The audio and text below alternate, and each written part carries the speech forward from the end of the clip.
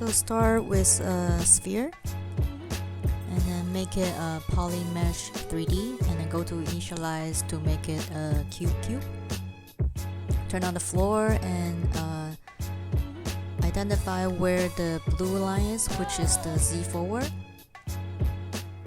And now use the ZModeler tool to simplify the cube. So I scale it in the Z axis and then scale up in the Y axis to make it a rectangular shape.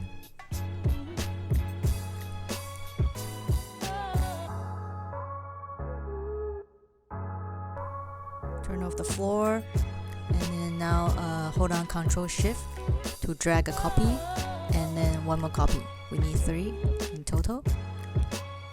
And hold on the Control, which is the mask, and then make the first panel shorter in the bottom. And do the same for the middle one, make the top shorter.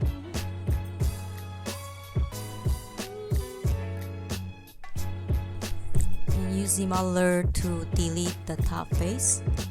And what we need to do is we need to do to the bottom as well. Turn on double just to make sure you can kind of see better. Now we need to bridge the bottom 2 open holes.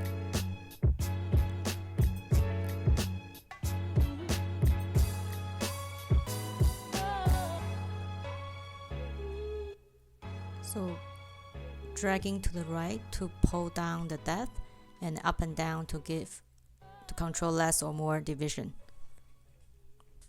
And then do the same to the top open holes. Pull it up and then give like 6 division.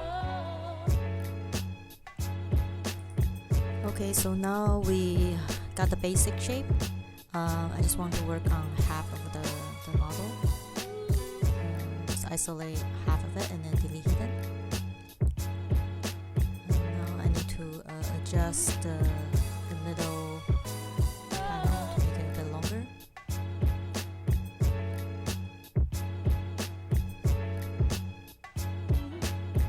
Another trick is to use a slice curve. It's an easy way to create a polygroup and also add an extra division where you need it. Now insert 2 edge loops.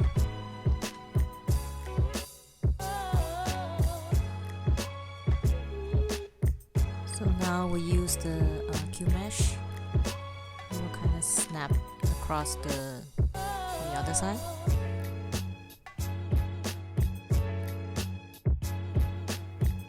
After looking at the model, I decided to add a middle line so I can keep the bottom part as quad.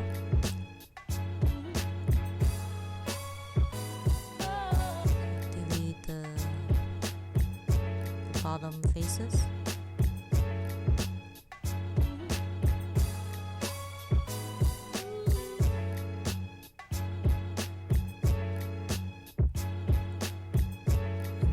Use the bridge edge so I can have a little bit more control.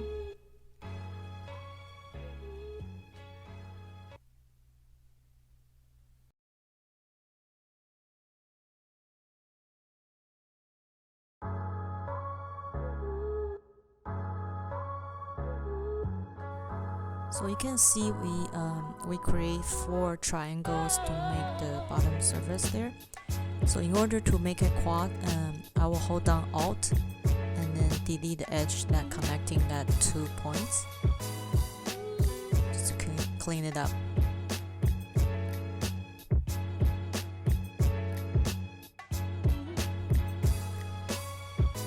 So now hit mirror and mirror well, just to have the overall look of the whole piece.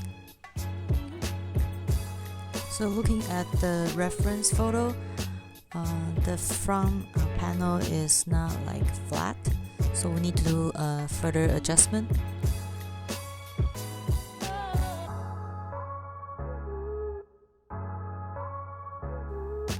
now we get the overall shape.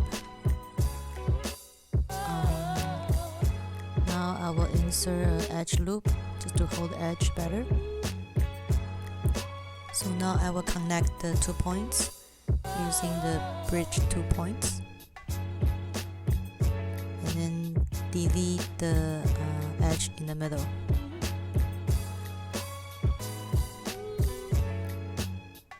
And I will insert another edge on top of it, and then bridge and then delete. The same thing as before, just to clean it up further.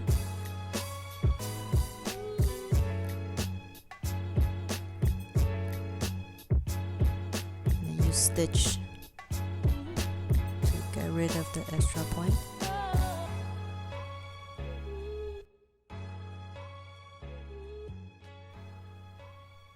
I'm all about clean topology. Anyway, so now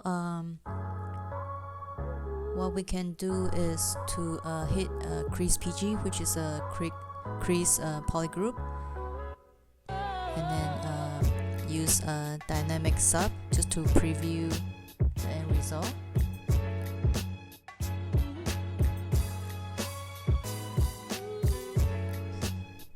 Okay, so now use slice curve just to make a cut near the top. We will add some thickness near that area later on.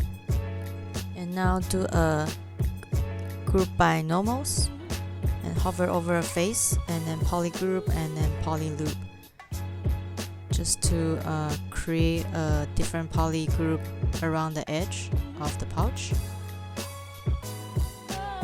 And now because we have a different polygroup, we can use Q mesh to create a little bit of lip around the edge. And now hover over the edge and then hold on Alt, select Insert to remove that additional edge around the lip area, just to clean things up a little bit. So you can press D and Shift D to activate or deactivate dynamic preview. Since we are still in the edge insert mode, you can just easily add support edge where it makes sense. And since you have the dynamic sub preview, you can see the result on the fly, which is pretty cool.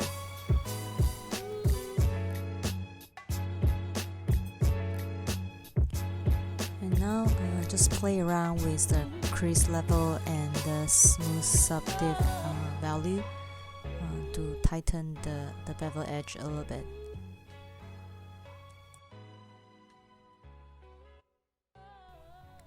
So looking at the overall piece, for now I think it's still a little bit too narrow. Just hold down Ctrl Alt and then select the edge since it's in symmetry, and then we'll just access the gizmo to whiten the whole piece up a little bit, and then do the same thing to the thickness as well.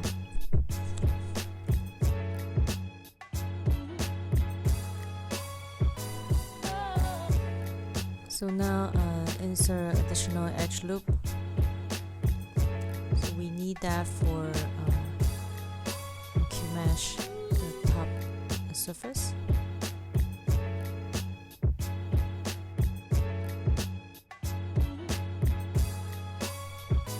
Since we add some edge loops for other areas earlier, now you can see the front corner has some very close edges.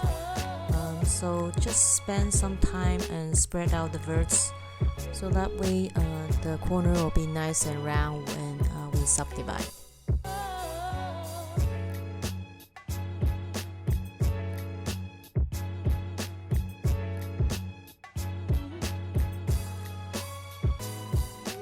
So the last step for the part 1 tutorial is to add some extra divisions for the area that doesn't have enough resolution.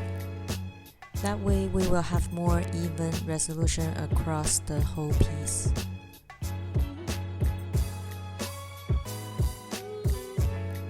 So this pretty much wraps up the first part of the tutorial.